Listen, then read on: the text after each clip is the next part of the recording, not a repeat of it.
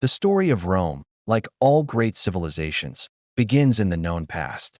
By the 5th century CE, the Roman Empire, once a titan stretching from the windswept moors of Britannia to the sun-baked sands of Egypt, was faltering. The Western Empire, in particular, teetered under the weight of corruption, relentless internal power struggles, and the inexorable pressure of barbarian migrations from the north and east. The mighty legions, which once marched in perfect order along roads that spanned continents, now faced dwindling numbers and wavering loyalty. Cities fell to hunger and decay, and provinces seethed with unrest. In 476 CE, a figure named Romulus Augustulus, the last Western emperor, was deposed, and with him fell the illusion of a unified West. The Eastern Empire centered in Constantinople would survive for nearly 1,000 years longer, but the Western lands fragmented into a mosaic of kingdoms. The Gothic, the Frankish, the Visigothic, and Europe entered the darkened, uncertain centuries later, known as the Middle Ages. The cultural continuity of Rome splintered. Latin survived only as a scholarly tongue. Christianity became dominant, and the grand urban infrastructure of aqueducts, roads, and civic monuments slowly crumbled under neglect and war. Yet, in this chronicle, the course of history bends differently. Imagine a world where the Western Empire does not falter, where a series of decisions, births, deaths, and victories reshaped the trajectory of mankind.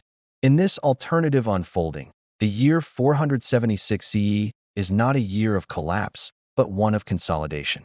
Emperor Majorian, whose reforms in our history were abruptly cut short, survives longer, his vision unbroken.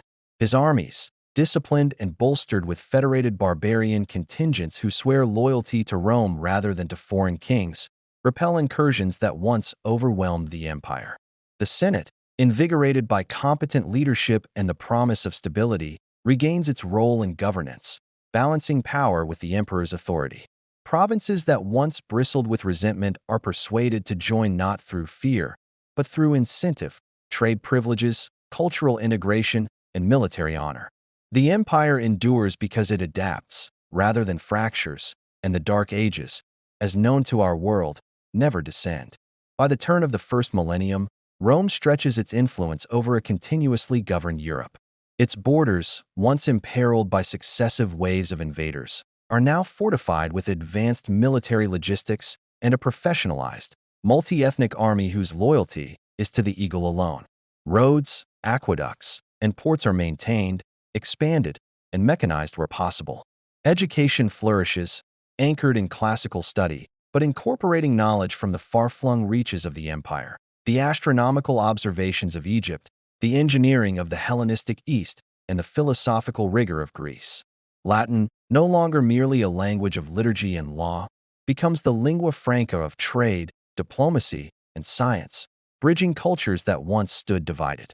By 1000 CE, Europe has never fractured into the patchwork of feudal territories that marred our world. Cities are planned with the foresight of Roman urbanism. Aqueducts flow through bustling metropolises. Amphitheaters and forums serve as centers of civic life and scholarship. Contact with the Americas occurs not in the 15th century as in our timeline, but centuries earlier, through Roman exploration and colonial efforts, their knowledge of navigation and shipbuilding unparalleled in any other civilization. Slavery, once an entrenched institution, begins a slow and deliberate decline, replaced with wage labor and civic obligation as the economy becomes increasingly complex and mechanized. The divergence is not only structural but cultural. Religion retains its centrality, yet tolerance of older traditions ensures a society where pagan rituals and festivals exist alongside Christian observance. Philosophy and scientific inquiry are valued, as scholars debate and publish freely within the protective aegis of the imperial archives. This culture of learning and adaptation allows Rome to absorb innovation rather than resist it.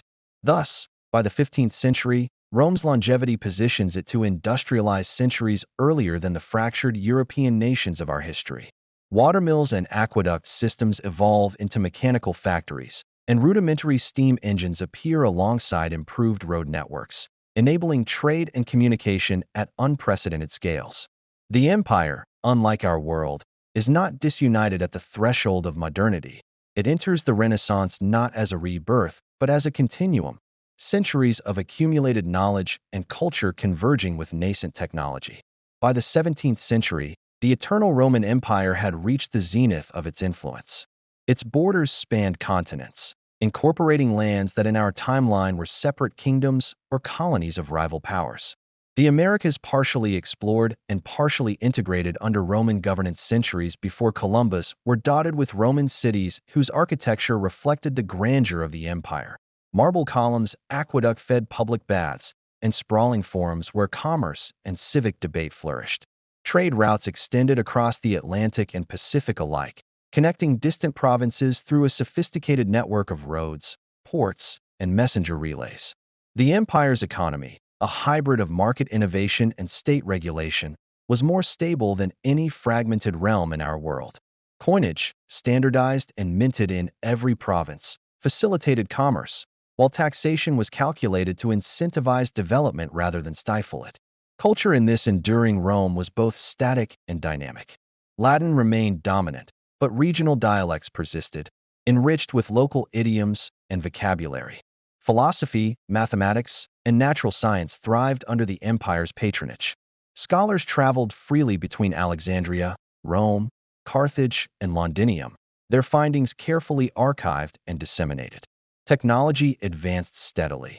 The Roman engineers' penchant for practical invention had merged with scientific methodology, creating early machinery that in our timeline would not appear for centuries.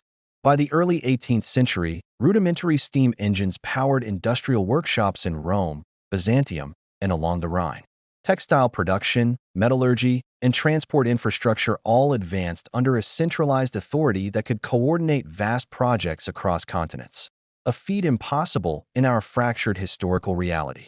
Society, however, was not without tension. The stability that preserved Rome also bred rigidity. The Senate and imperial administration, centuries removed from the chaos that had forged the early empire, sometimes struggled to respond to local unrest or cultural shifts. In distant provinces, populations occasionally chafed under uniform laws and centralized taxation. Revolts were rare but decisive. The imperial legions, disciplined and loyal, quelled them efficiently, leaving behind a cautionary lesson in the limits of dissent. Yet within the core of the empire, cities flourished as centers of learning, art, and civic life.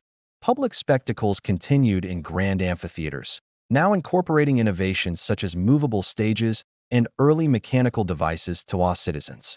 Libraries, observatories, and academies dotted every major city, chronicling discoveries and maintaining an unbroken chain of knowledge that in our timeline was repeatedly lost. By the 19th century, the Eternal Empire faced challenges familiar to any enduring civilization: industrialization, political complexity, and the moral implications of technological power. Railways, steamships, and mechanized factories spread across provinces, fueling economic growth and accelerating cultural exchange. Urban centers expanded, yet the empire managed these changes with Roman pragmatism. Urban planning, water and waste management, and regulated labor systems mitigated the social upheavals that characterized industrial revolutions elsewhere. Education, codified and universal, ensured that citizens were literate, numerate, and engaged in civic duties. Military service remained respected, but professional armies were increasingly augmented by engineers, technicians, and administrators capable of maintaining Rome's sprawling infrastructure. As the 20th century dawned, the Eternal Empire entered an era of global diplomacy unprecedented in human history. Europe, Africa, the Americas, and Asia existed within a unified framework of governance and law, connected by communication networks, standardized measurement systems, and a shared language of Latin. Wars, when they occurred, were localized and often ceremonial, more akin to police actions than existential conflicts. Scientific innovation accelerated. The principles of electricity, magnetism, and chemistry were applied across the empire with centralized coordination, producing technologies centuries ahead of their counterparts in our fragmented timeline. The first flight, long before the Wright brothers' experiment in our world, was achieved under the patronage of Roman engineers in the provinces of Hispania and Gallia. Communication across continents was facilitated by telegraph systems maintained along Roman roads, enabling rapid coordination of trade, governance, and scientific collaboration. By the early 21st century, Rome had become a planetary civilization, not merely a terrestrial one. Satellites bearing the imperial eagle orbited the Earth, monitoring climate, resource distribution, and global commerce. Space exploration was a coordinated effort, directed by the Imperial Senate's Office of Celestial Affairs.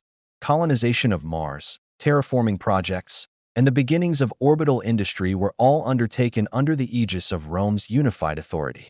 The world, though technologically advanced and politically unified, still bore the cultural imprint of its Roman foundations. Latin permeated education, law, and science. Civic virtue, public service, and the legacy of Roman engineering continued to shape the lives of billions. Yet, even an empire built on centuries of careful governance cannot escape the human condition. Citizens of distant provinces began questioning the limits of centralized authority. Cultural movements emerged, advocating local autonomy, environmental stewardship, and personal freedom. The imperial administration, aware of the dangers of stagnation, experimented with more participatory governance and decentralized scientific councils. Rome had endured by adapting, but the pressures of an interconnected global society forced it to confront challenges that no army or bureaucracy could easily solve. And so, in the year 2025 of Urb Condita, the Eternal Empire stands as both a monument to human ingenuity and a cautionary tale. It is a civilization unbroken by the chaos that shaped our world, yet constantly negotiating the tension between order and freedom, between tradition and innovation. Its streets, lined with marble and steel, hum with the voices of a planet united by the dream of Rome. Its scholars, engineers, and citizens carry forward a legacy thousands of years old, aware that even in an empire built to last forever, the future is never guaranteed. Rome, unfallen, teaches us that continuity brings both greatness and responsibility. It demonstrates the power of vision, adaptability, and patience, yet also reminds us that a world without turbulence risks losing the vitality that drives change. In this chronicle, we see not merely a history that diverged, but a reflection of the eternal human pursuit of order, knowledge, and legacy. A world where the eagle never fell, soaring still above a civilization that dared to endure.